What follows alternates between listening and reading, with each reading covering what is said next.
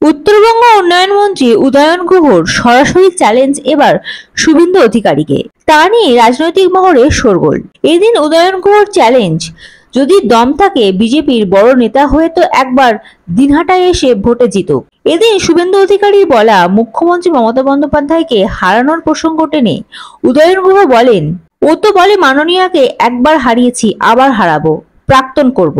ওর যদি দম থাকে দিনহাটায় এসে দাঁড়াক। 2026-এ দিনহাটা বিধানসভায় যদি এসে যেতে তবে বুঝবো ও সত্যিকারের বিজেপির বড় নেতা। প্রথম কথা হচ্ছে জাতীয় মানবাধিকার কমিশনে কারা আছে, কারা এসেছিলেন।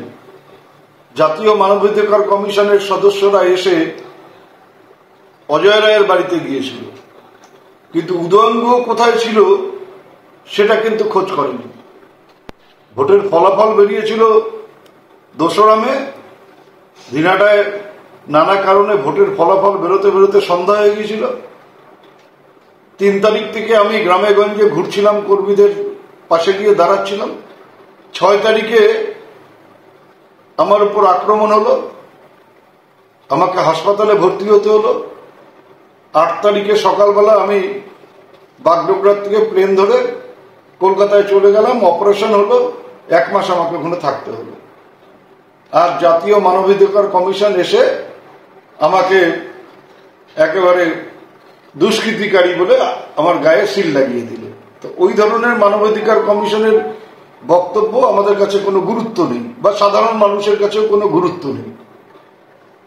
এখন শুভেন্দু অধিকারী না জেনে না বুঝে আলগা মন্তব্য করার ক্ষেত্রে ওর কোনো জুড়ি নেই।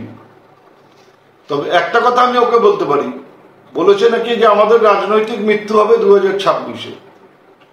ও কথায় কথায় আমাদের রাজ্যের মাননীয় মুখ্যমন্ত্রীকে চ্যালেঞ্জ করেন যে আমি ওনার বিরুদ্ধে দাঁড়াবো, একবার হারিয়েছি আবার হারাবো, ওকে প্রাক্তন করে দেব। তা আমিও ওকে চ্যালেঞ্জ করছি, যদি দম থাকে, ও যদি নিজেকে বড় বিজেপির নেতা বলে মনে করে, ওর ক্ষমতা থাকলে 2026-এ যেন দিনহাটা বিধানসভা কেন্দ্রে এসে ভোটে লড়াই করে। তারপর জামানতটা নিয়ে যদি ফিরতে পারে, তখন বুঝবো যে ও সত্যিকারের বিজেপি বড় নেতা। তার আগে এই ধরনের মন্তব্য করে, জোকারের মতন মন্তব্য করে নিজেকে খেলেকো যেন না করে। একটা বিরোধী নেতা এই প্রথম দেখলাম। আমি 2011 থেকে অনেক বিরোধী নেতা দেখছি, এবং তার আগেও বিধানসভার বাইরের থেকে বিরোধী নেতাদের দেখেছি। এইরকম জোকারের মতন বিরোধী নেতা আমি অতীতে কখনো দেখিনি। Bureau report, ND Bangla news.